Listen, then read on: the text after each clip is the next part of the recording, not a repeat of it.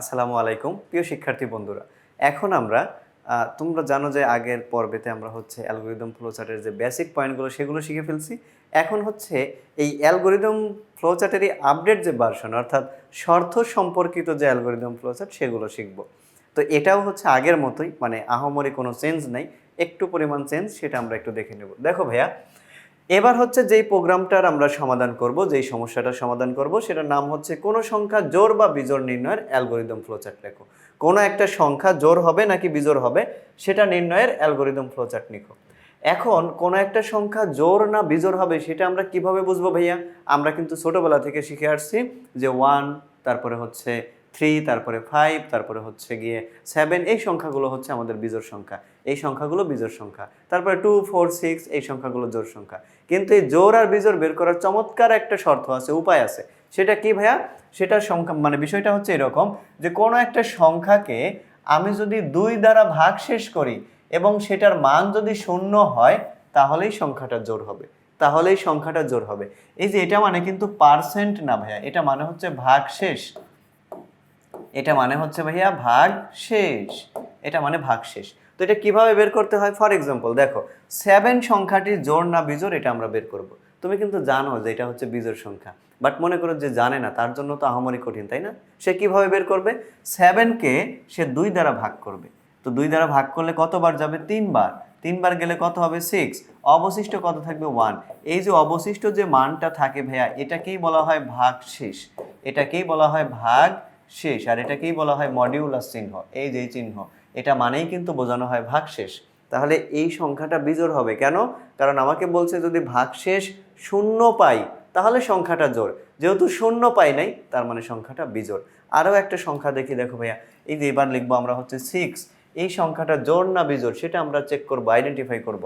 তাহলে দেখো এখানেও আমরা 2 দ্বারা ভাগ করব। যে কোনো সংখ্যাকে 2 দিয়ে ভাগ করার পর যদি ভাগশেষ 0 পাওয়া যায়, এই যে 0, এই দেখো ভাইয়া 0 পেয়ে গেছি, তার মানে সংখ্যাটা জোড় সংখ্যা, তার মানে সংখ্যাটা জোড় সংখ্যা। এখন তোমাদের যদি বাসায় ছোট ভাই বোন থাকে অথবা হচ্ছে কাজিন থাকে, বাচ্চা কাচ্চা থাকে, তাদেরকে তুমি এইভাবে শেখাবা যে এইভাবে আসলে জোড় আর বিজোড় নির্ণয় করতে হয়। এই মুখস্থ বিদ্যা দিয়ে আসলে আসলে জোড় বিজোড় নির্ণয় করাটা আসলে যুক্তিসম্মত না যে 1, 3, 5, 7 এইগুলো বিজোড় সংখ্যা। মূল যে পয়েন্ট, মূল যে রিজন সেটা হচ্ছে যে কোনো একটা সংখ্যাকে আমি যদি 2 দিয়ে ভাগ করি, ভাগশেষ যদি 0 পাই, ভাগশেষ যদি 0 আসে তাহলে সংখ্যাটা হবে জোড় সংখ্যা, আর যদি 0 না আসে তাহলে সংখ্যাটা হবে বিজোড় সংখ্যা। এটাই হচ্ছে আমার শর্ত, জোড় এবং বিজোড় বের করার এটাই হচ্ছে শর্ত। তাহলে আমি শর্ত আশা করি বুঝতে পারছি ভাইয়া। দেখো এই যে এখানে শর্ত দেয়াই আছে, তো আমরা শর্তটা বুঝলাম। এখন আমরা কি করব ভাইয়া? এখন হচ্ছে এটার অ্যালগরিদম ফ্লোচার্ট লিখব। ওকে ফাইন, এটাও আমরা একটু নোট থেকে দেখে নিই এটার অ্যালগরিদম ফ্লোচার্টটা কিভাবে আসলে বের করতে হয়। তো এবার যদি আমরা এটার অ্যালগরিদম ফ্লোচার্ট দেখি, যে কোনো সংখ্যা জোড় বা বিজোড় হওয়ার জন্য অ্যালগরিদম এবং ফ্লোচার্ট, তো এটা করার জন্য শর্ত আছে ভাইয়া, সূত্র কিন্তু না। মানে এটা বের করার জন্য শর্ত লাগবে, সূত্র লাগবে না। শর্তটা হচ্ছে এরকম যে যে কোনো একটা সংখ্যাকে আমি যদি 2 দিয়ে ভাগ করি, এটার ভাগশেষ যদি 0 হয়। আরেকটা বিষয়, তোমাদের এখান থেকে একটা কোশ্চেন হতে পারে যে স্যার এখানে ইকুয়াল কেন একটা দিছেন? ইকুয়াল একটা দিছে এই জন্য কারণ সি কোডের ক্ষেত্রে যে কোনো শর্ত বানাইতে হইলেই আমাকে 2টা ইকুয়াল দিতে হবে, মানে ইকুয়াল বোঝানোর জন্য 2টা ইকুয়াল দিতে হবে। দেখো ছোটবেলায় কিন্তু তুমি ঠিক বলতা কিন্তু বুঝে বলতে না। আমরা কিন্তু মাঝে মাঝে ম্যাথ করতে গিয়ে বলতাম 7 সমান সমান 5, 7 সমান সমান 5, মানে তখন না বুঝে বলতাম সমান সমান, কিন্তু এই সমান সমানও রাইট।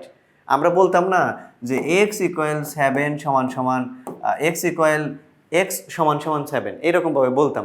বাট ম্যাথে কিন্তু একটাই ইকুয়াল ব্যবহার করা হতো, তাও আমরা মনের ভুলে বা কথার কথায় বারবার বলতাম যে 7 সমান সমান মানে এক্স সমান সমান 7, এইভাবে কিন্তু বলতাম। বাট এখানে কিন্তু একটাই ইকুয়াল আছে। এখন এই কথাটাই হচ্ছে সি কোডে এসে রাইট হয়ে গেছে, অর্থাৎ সি প্রোগ্রামিং ভাষাতে সমান বলতে 2টা সমানকে বোঝানো হয়, সমান বলতে 2টা সমানকে বোঝানো হয়। এতটুকু মনে রাখবা যে শর্তের ভেতরে যখন ইকুয়াল থাকবে তখন ইকুয়াল বোঝানোর জন্য 2টা ইকুয়াল দিতে হবে। তাহলে n ভাগশেষ 2 ইকুয়াল ইকুয়াল 0, অর্থাৎ এখানে বোঝানো হয়েছে যে কোনো একটা সংখ্যাকে যদি আমি 2 দ্বারা ভাগ করি এবং সেটার মান যদি 0 হয় তাহলে জোড় সংখ্যা হবে। মানে এই শর্তটা যদি মেনে নেয় তাহলে কি হবে? সেটা হচ্ছে জোড় সংখ্যা হবে। আর জোড় মানে হচ্ছে এটার ইংলিশ বোঝানো হয় হচ্ছে ভাই even number, even number, even number বোঝানো হয়। হ্যাঁ, আর যদি বিজোড় হয় মানে হতে পারে জোড় অথবা বিজোড়, আর যদি বিজোড় হয়, বিজোড় মানে হচ্ছে অড নাম্বার, এটা মানে হচ্ছে অড নাম্বার বোঝানো হয়। হ্যাঁ, এটা একটু মাথায় রাখবা, বিজোড় মানে হচ্ছে অড নাম্বার। ওকে ফাইন, এতটুকু আমরা বুঝলাম। এবার আমরা সেই কাঙ্ক্ষিত অ্যালগরিদম করব, এটা যে অ্যালগরিদমটা আসলে কেমন হবে। অ্যালগরিদম তো প্রথম স্টেপে কি করতে হয় ভাইয়া, 1 নাম্বার ধাপে আমাদের এটা শুরু করতে হয়, স্টার্ট। স্টেপ টুতে আমরা কি করব, ইনপুট নিব। ইনপুট কি হবে দেখো তো, শর্তের ভেতরে শুধু অজানা একটা চলক আছে n, মানে যে কোনো একটা সংখ্যাকেই তো ভাই আমি হচ্ছে জোড় না বিজোড় এটা চেক করব। তাহলে এটা চেক করার জন্য n নিলাম, ইনপুট n মানে কি যে কোনো সংখ্যা নিতে পারি, এখানে 7 নিয়ে চেক করতে পারি, 100 নিয়ে চেক করতে পারি, 50 নিয়ে চেক করতে পারি, যে কোনো সংখ্যা নিয়েও চেক করতে পারি। ওকে ফাইন, তাহলে আমরা ইনপুট নিলাম, মানে স্টার্ট করলাম, ইনপুট নিলাম। এবার 3 নাম্বার যে আমাদের পয়েন্টটা ভাইয়া বলো তো এখানে কি ছিল, আগে ছিল হচ্ছে আমাদের সূত্র, মানে 3 নাম্বার পয়েন্টে আপনার সূত্র প্রয়োগ করতে হবে। বাট এবার কি আমাদের সূত্র দেয়া আছে নাকি শর্ত দেয়া আছে, তো শর্ত দেয়া আছে। শর্তর জন্য আপনি কি করবেন, শর্তর জন্য লিখবেন এখানে ইফ। একটা কথা খুব ভালো মতো মনে রাখার চেষ্টা করেন, যে কোনো শর্তের জন্য আপনাকে লিখতে হবে ইফ। এই যে লিখলাম শর্ত। এখন শর্ত লেখার পরে এখান থেকে 2টা অ্যান্সার বের হবে। কয়টা অ্যান্সার, 2টা অ্যান্সার। কি কি 2টা অ্যান্সার, একটা হচ্ছে ভাইয়া ইয়েস আর একটা হচ্ছে গিয়ে নো, একটা হচ্ছে ইয়েস আর একটা হচ্ছে নো। ইয়েস নো কিভাবে বের হয় দেখেন, শর্ত মানে এটা হচ্ছে হতেও পারে নাও হতে পারে। মনে করেন আপনাকে একটা কোশ্চেন বলা হলো যে আপনি কি বিয়ে করতে চান, এখান থেকে কিন্তু 2টা অ্যান্সার বের হবে। নাম্বার 1 না হয় করতে চান, নাম্বার 2 না হয় করতে চান না। করতে চাইলে তো আলহামদুলিল্লাহ, না হলে অবশ্যই সমস্যা আছে। সমস্যা বলতে ওইটা না, মানে হচ্ছে আপনার অবশ্যই ফিক্সড করা আছে, এটা বোঝানো হচ্ছে। তাহলে বিষয়টা কি ভাইয়া, বিষয়টা হচ্ছে শর্ত থেকে সব সময় চোখ বন্ধ করে মনে রাখবেন যে এখান থেকে 2টা অ্যান্সার বের হবে, একটা হচ্ছে ইয়েস আর একটা হচ্ছে নো। তো যদি ইয়েস হয় তার মানে শর্তটা রাইট, সত্য হয়েছে। ইয়েস হইলে যেহেতু এই শর্ত মানছে তাহলে কি হবে, জোড় সংখ্যা হবে। আমাকে তো এটাই বলে দিছে যে এই শর্তটা যদি মানে তাহলে জোড় সংখ্যা মানে ইভেন নাম্বার, আর যদি না মানে তাহলে বিজোড় সংখ্যা হবে, মানে জোড় হবে না এটা শিওর, বিজোড় সংখ্যা হবে। তাহলে দেখেন আমি এখানে একটা শর্ত লিখছি, শর্ত লিখে এখানে ইয়েস দিছি। ইয়েস মানে কি, যদি ইয়েস হয়, ইয়েস নয় 2টার মধ্যে যে কোনো একটা হবে, এটা ডিসাইড করবে কম্পিউটার, মানে সে চেক করে করে জানাবে। তাহলে যদি ইয়েস হয় এই শর্তটা, তাহলে হবে হচ্ছে প্রিন্ট ইভেন নাম্বার, মানে জোড় সংখ্যা হবে, প্রিন্ট ইভেন নাম্বার। আর যদি ভাইয়া নো হয়, মানে ইয়েস হইল না, নো হইতেই পারে, তাহলে নো হইলে কি হবে, print odd number, odd number. হ্যাঁ, এইবার দেখো আমি তো প্রিন্ট করেই ফেলছি, তো এখন তো আর এই প্রোগ্রাম নিয়ে আমাদের হচ্ছে চালু রাখার বা হচ্ছে বসে থাকার কোনো ওয়ে নাই, যেহেতু প্রোগ্রামে আমাদের প্রিন্ট করা শেষ। এবার হচ্ছে স্টেপ 4, এবার যেহেতু প্রিন্ট করে ফেলছি আমাকে এক্সট্রা করে নেওয়ার দরকার নাই, যেমন অন্য অন্য প্রোগ্রামগুলোতে নিছি, মানে মাত্র যেগুলো শেখা হয়েছে ওইখানে লিখছি কিন্তু প্রিন্ট, তারপরে হচ্ছে এস, তারপরে হচ্ছে এরিয়া, এইরকমভাবে প্রিন্ট করছি। তো এখন যেহেতু এখানে প্রিন্ট হয়ে গেছে, আলাদা করে আর লেখার দরকার নেই স্টেপ 4-এ গিয়ে যে প্রিন্ট ইভেন বা অড। যেহেতু প্রিন্ট হয়ে গেছে এখানে লিখবো ইন্ট, অর্থাৎ 4 নাম্বার ধাপে লিখবো ইন্ট।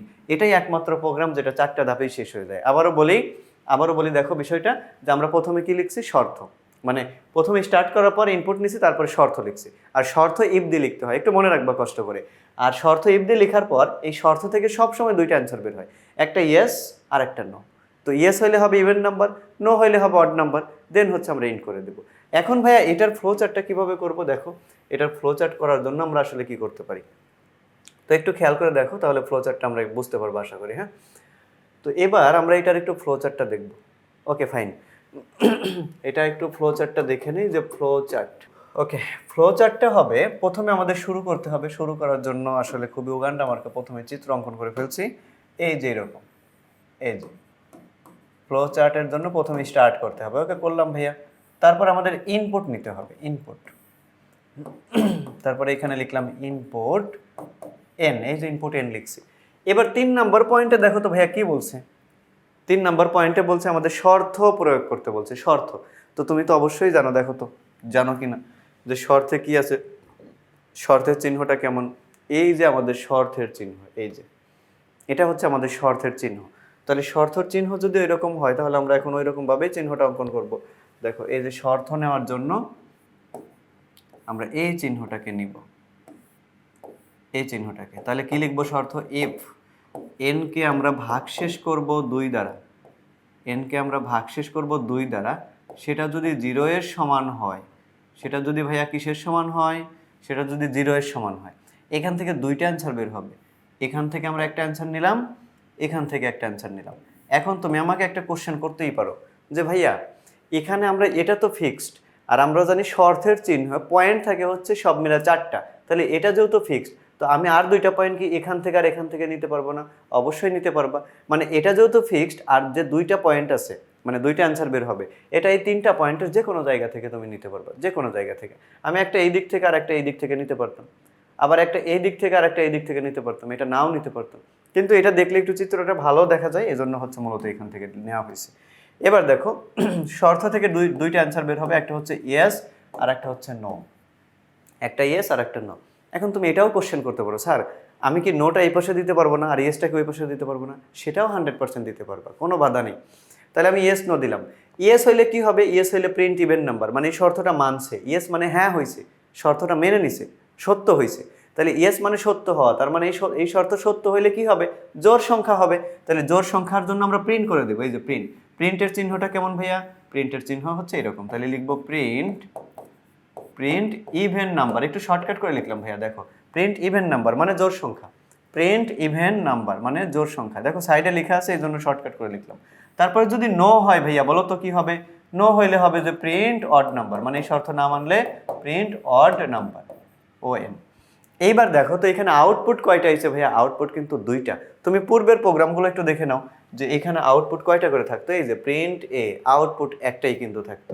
তারপরে দেখো এই যে হচ্ছে আমরা যতগুলো করছিলাম ওইখানে আউটপুট কিন্তু একটা বের হইতো, বাট এখন যে প্রোগ্রামটা করতেছি ভাইয়া দেখো এখানে আউটপুট কিন্তু 2টা চলে আসছে, 2টা, অর্থাৎ একটা প্রিন্ট ইভেন নাম্বার হতে পারে, একটা প্রিন্ট অড নাম্বার হতে পারে। তাহলে যেহেতু 2টা আউটপুট আসছে, তো যখন একাধিক আউটপুট আসবে তখন তাদেরকে কানেক্টর দিয়ে যুক্ত করতে হবে, এদেরকে ক্লোজ আপের মতো কাছাকাছি নিয়ে আসবা, এই যে ক্লোজ আপের মতো কাছাকাছি নিয়ে আসলাম, হ্যাঁ, নিয়ে আসার পর কানেক্টর দিয়ে তারপরে হচ্ছে আমরা শেষ করব। কানেক্টর দিয়ে ইন করার পর তারপরে যুক্ত করার পর তারপরে আমরা হচ্ছে মূলত শেষ করব। দেখেন ভাই এটা বুঝতে পারছেন কিনা? আবারও বলি, একাধিক আউটপুট বের হয়েছে আমাদের, এই জন্য আমরা কানেক্টর ইউজ করছি। কানেক্টর কি করে? সবাইকে মিলিত করে দেয়, সবাইকে সংযুক্ত করে দেয়, এটাই হচ্ছে কানেক্টরের মূল মোটিভ, মূল দায়িত্ব। তাহলে একাধিক যখন আউটপুট পাবো তখন কানেক্টর দিয়ে সংযুক্ত করে দেবো। তো এই হচ্ছে অ্যালগরিদম ফ্লোচার্ট, সেটা হচ্ছে কোনো সংখ্যা জোড় হবে না বিজোড় হবে তা নির্ণয়। তো আশা করি তুমি বুঝতে পারছো। এটার আমি যে বেসিকটা সেটাও আমি নিজেই লিখছি, দেখো এখানে খুব সুন্দর করে লেখা আছে, মানে বোর্ডে যেটা বোঝাইছি এখানেও কিন্তু ওইটাই। এরপরে দেখো ভাইয়া 3টি সংখ্যার মধ্যে বড় সংখ্যা নির্ণয়ের অ্যালগরিদম ফ্লোচার্ট, 3টি সংখ্যার মধ্যে বড় সংখ্যা নির্ণয়ের অ্যালগরিদম ফ্লোচার্ট, এটা আরও মহা গুরুত্বপূর্ণ একটা কোশ্চেন, এটা বোর্ড পরীক্ষায় কিন্তু মাঝে মাঝে চলে আসে। তাহলে এখন যে প্রশ্নটা আমরা দেখব, 3টি সংখ্যার মধ্যে 3টি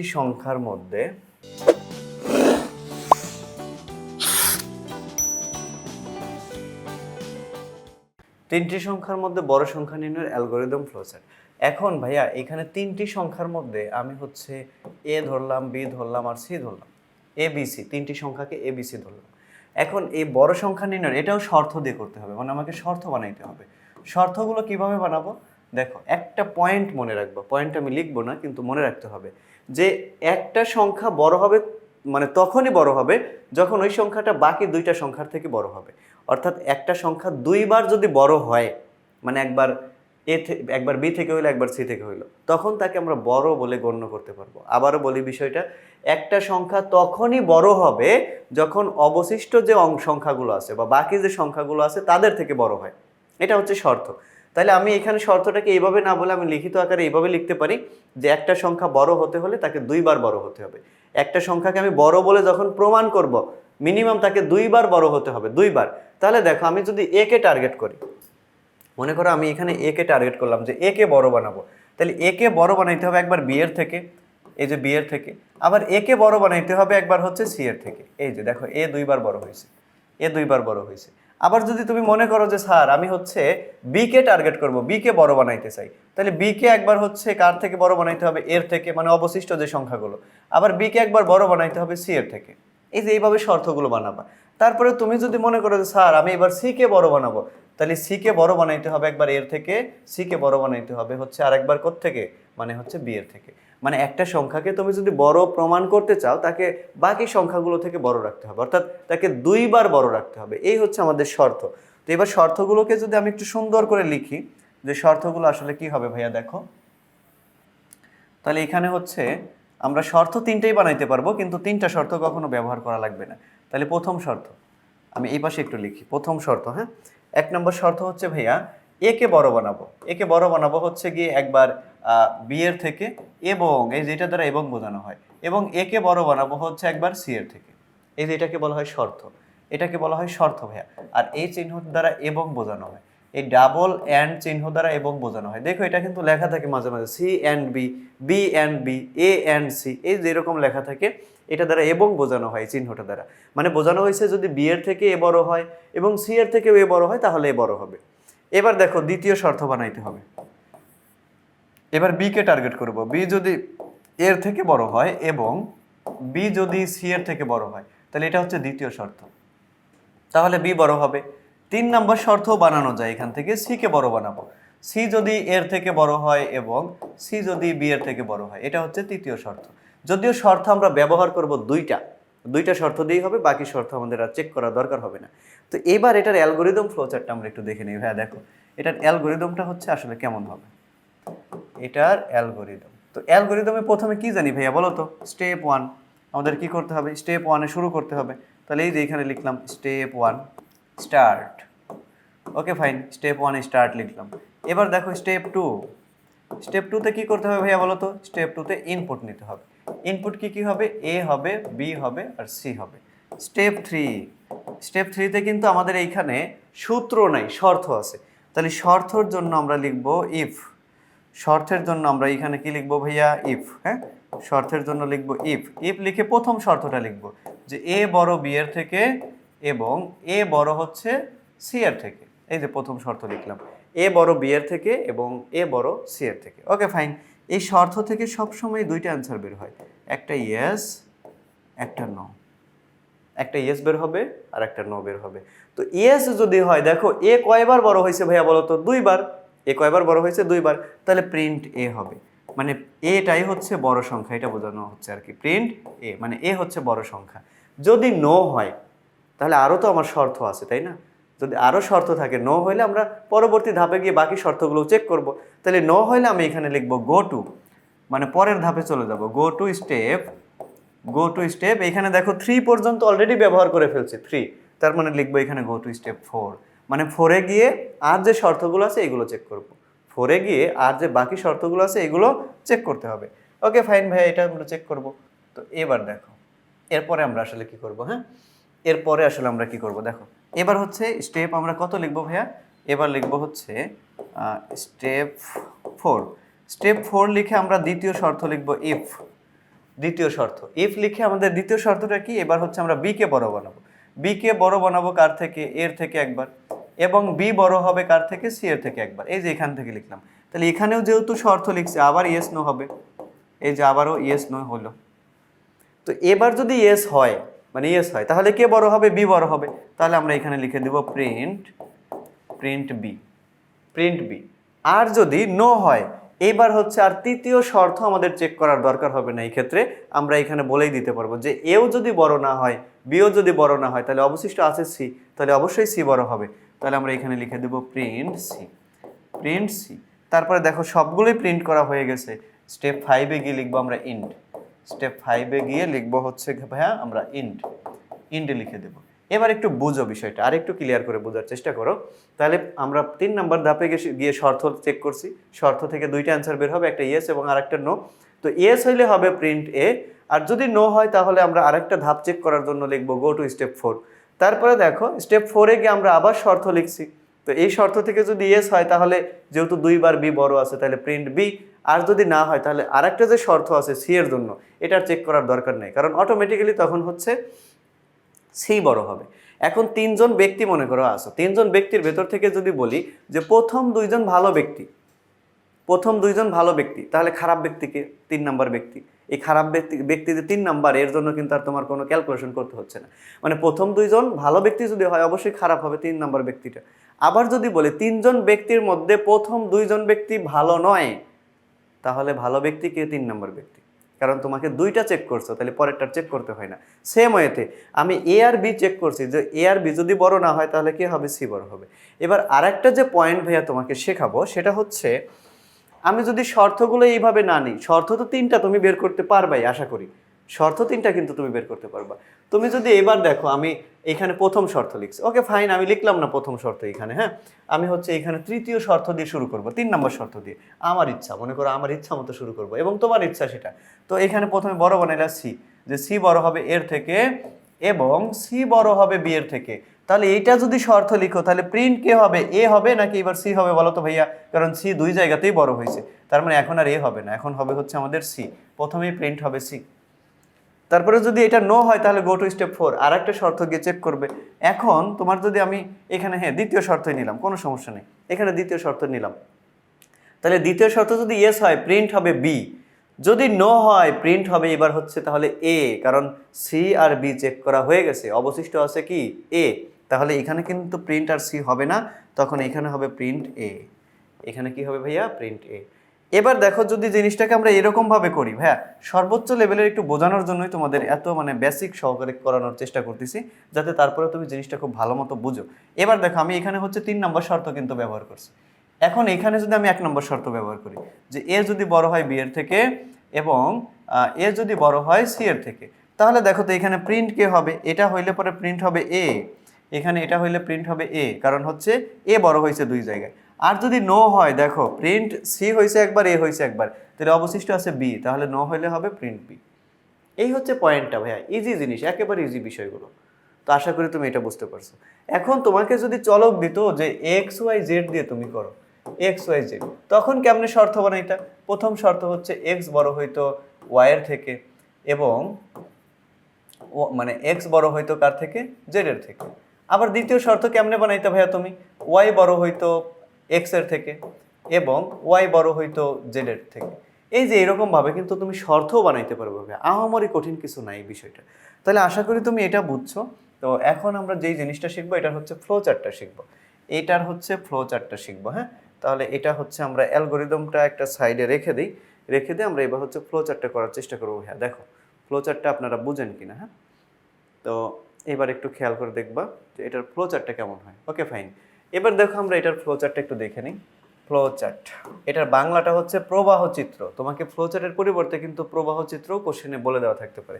তাহলে প্রথমে আমাদের কি করতে হবে ভাইয়া? শুরু করতে হবে। তাহলে এখানে লিখলাম স্টার্ট, তারপরে কি করতে হবে? ইনপুট নিতে হবে। এই যে এখানে লিখলাম ইনপুট, ইনপুট, ইনপুট চিহ্নটা সামান্তরিকের মতো হবে, input A comma B comma C, input A B C লিখলাম। লিখার পরে আমার এখানে কিন্তু ভাইয়া শর্ত আছে, আমার এখানে কিন্তু শর্ত আছে, সূত্র নাই। তাহলে শর্ত লিখবো ইফ এ বড় হবে কার থেকে? বি এর থেকে এবং এ বড় হবে কার থেকে? সি এর থেকে। ওকে, শর্ত লেখা শেষ। এবার শর্ত থেকে দুইটা অ্যান্সার বের হবে। দেখো আমি বলছিলাম কিন্তু এই যে কোনো পয়েন্ট থেকেই অ্যান্সারগুলো নেওয়া যায়, যে কোনো পয়েন্ট থেকে অ্যান্সারগুলো নেওয়া যায়। এটা কিন্তু আমি আগের যে ভিডিও সেখানেই বলছি যে শর্ত থাকলে তুমি চাইলে এপাশ থেকে এপাশ থেকে নিতে পারো, এপাশ থেকে এপাশ থেকে নিতে পারো, মানে তোমার ইচ্ছাটা। এটা যেহেতু বুক হয়ে গেছে একটা পয়েন্ট, তাহলে বাকি 3টা পয়েন্ট থেকে তুমি নিতে পারবা। তাহলে এবার দেখো এখান থেকে আমি যদি এটা ইয়েস দিই, তুমি জানো শর্ত থেকে দুইটা অ্যান্সার বের হয়, ইয়েস আর নো। তাহলে এই শর্তটা যদি ইয়েস হয়, দেখো তুমি অ্যালগরিদমে লিখেই রাখছো, তাহলে প্রিন্ট কে হবে? এই যে এই শর্ত যদি ইয়েস হয় প্রিন্ট হবে এ, প্রিন্ট হবে কি ভাইয়া বলো তো? এ, কারণ এই যে এ দুইবার বড় আছে। তাহলে আমি এই যে এখানে লিখে দিলাম প্রিন্ট এ। এই যে প্রিন্ট চিহ্ন কেমন? সামান্তরিকের মতো, প্রিন্ট এ, এই যে লিখলাম প্রিন্ট এ, এখানে লিখে দিলাম প্রিন্ট এ। Okay fine. এবার যদি নো হয়, নো হইলে কি লিখছিলাম ভাইয়া বলো তো? নো হইলে লিখছিলাম গো টু স্টেপ 4, বা হচ্ছে পরবর্তী ধাপ চেক করতে হবে। তাহলে এখানে নো হইলে আরেকটা শর্ত চেক করব, নো হইলে আরেকটা শর্ত চেক করব। তাহলে প্রথম শর্ত চেক করে ইয়েস হইলে প্রিন্ট এ, নো হইলে দ্বিতীয় শর্ত চেক করব। তাহলে দ্বিতীয় শর্ততে কে বড় হবে? মনে করো বি কে বড় রাখবো, বি একবার এর থেকে বড় হইলো এবং বিটাই একবার কার থেকে? সি এর থেকে বড় হইলো, বিটা আর একবার সি এর থেকে বড় হইলো। তো এখান থেকেও দুইটা অ্যান্সার বের হবে, একটা ইয়েস আর একটা নো। এখান থেকেও দুইটা অ্যান্সার বের হবে, একটা ইয়েস এবং আরেকটা নো। একটা ইয়েস বের হবে আর একটা নো বের হবে। তো এবার দেখো তাহলে এখান থেকে একটা ইয়েস বের করলাম, আর একটা হচ্ছে কি অ্যান্সার কি হবে ভাইয়া বলো তো? আর একটা হবে নো। তো ইয়েস হইলে কি হবে? ইয়েস হচ্ছে আমরা এখানে কি করব?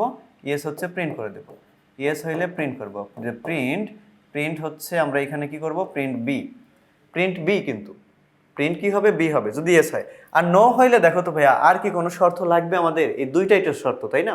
শর্ত কিন্তু এই দুইটাই। তাহলে এই দুইটা শর্তের জন্য আমরা এখন যেহেতু আর কোনো শর্ত নাই, এখানেও আমরা প্রিন্ট করে দেব, এখানেও কি করব প্রিন্ট করে দেব। তাহলে এখানে লিখবো হচ্ছে গিয়ে যে প্রিন্ট, এখানে কত হবে, যেহেতু এ প্রিন্ট হয়েছে বি প্রিন্ট হয়েছে, তাহলে যদি না হয় প্রিন্ট হবে কত সি।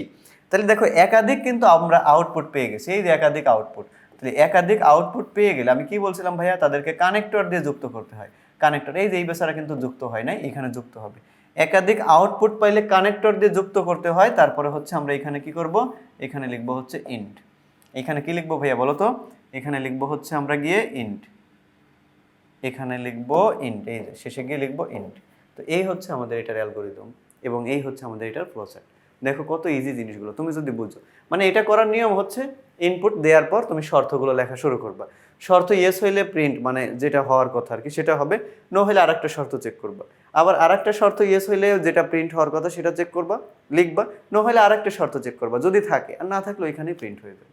তো এই হচ্ছে আমাদের শর্ত সম্পর্কিত তিনটি সংখ্যার মধ্যে বড় সংখ্যা এবং ছোট সংখ্যা নির্ণয়ের যে আমাদের হচ্ছে অ্যালগরিদম ফ্লোচার্ট। দেখো এখান থেকে অনুরূপভাবে কিছু কোশ্চেন আছে, সেগুলো তুমি বাসায় প্র্যাকটিস করবা। বলছে বিপিএল এ সাকিব 80 রান করে, মুশফিক 90 রান করে এবং তামিম হচ্ছে 95 রান করে।